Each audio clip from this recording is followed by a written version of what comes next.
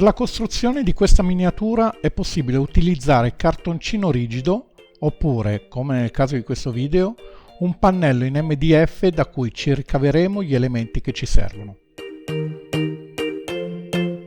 Per semplificare la costruzione ho proceduto a ritagliare gli elementi tramite la mia LaserCut. Trovate il progetto con le misure del file SVG da utilizzare con Lightburn, da scaricare gratuitamente al link presente nella descrizione del video. Come rivestimento anche questa volta ho utilizzato un'impiallacciatura in legno effetto rovere. Dal foglio di legno ritagliarsi un elemento grande circa il 10% in più rispetto alla larghezza del piano del tavolino. Da questo successivamente ricavarsi delle strisce larghe circa 8-10 mm.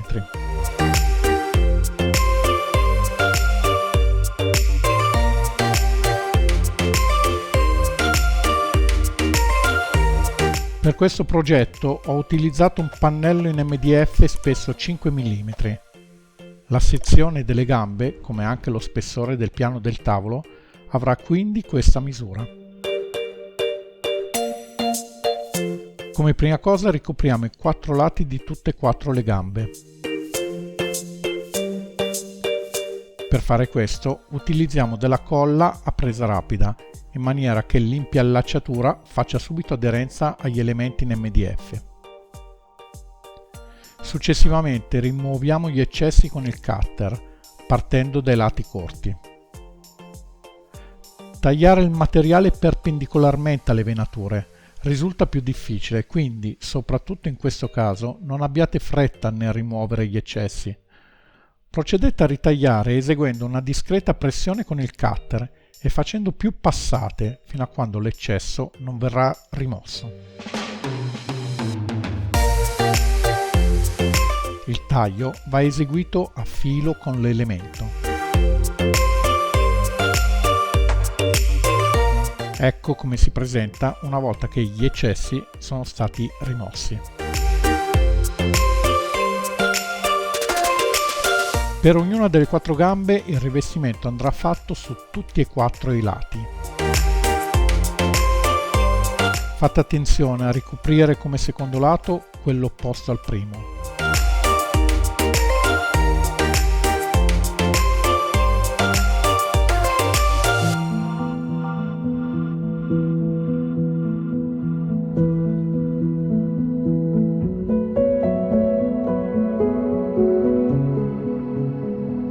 Una volta ricoperto anche il quarto lato, ecco come si presenta la gamba del tavolo ultimata.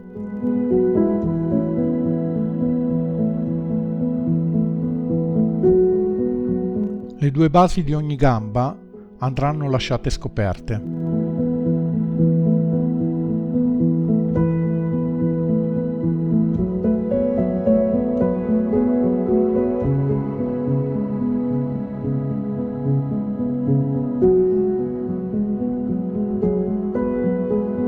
Per ricoprire il pianale partiremo dagli spessori.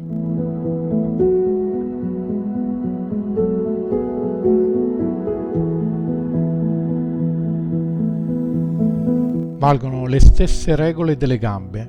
Prima si ricopre uno spessore, poi lo spessore opposto ed infine gli ultimi 2. Inoltre, per la rimozione degli eccessi, fate sempre attenzione, soprattutto quando il cutter si troverà perpendicolarmente alle venature dell'elemento da rimuovere.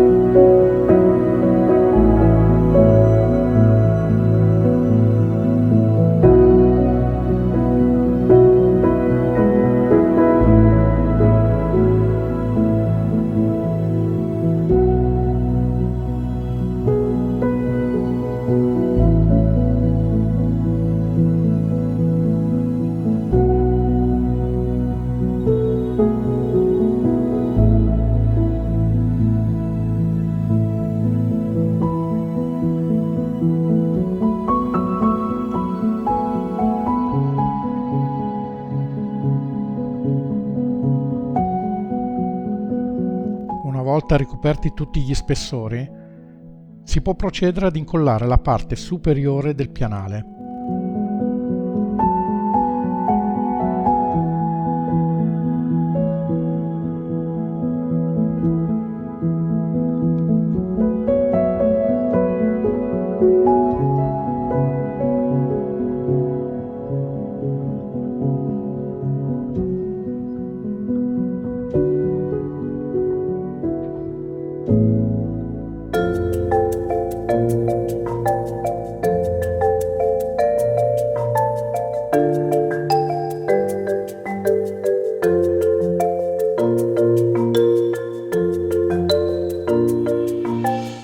come si presenta il pianale completato.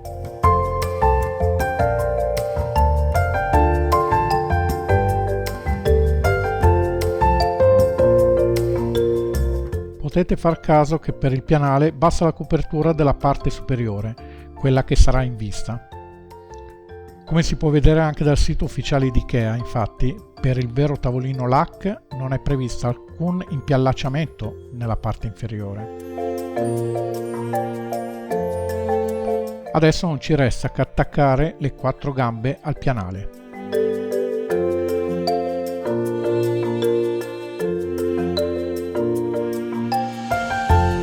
Sempre per rimanere fedeli al tavolino reale, incollate ogni gamba a filo con l'MDF e non con il rivestimento.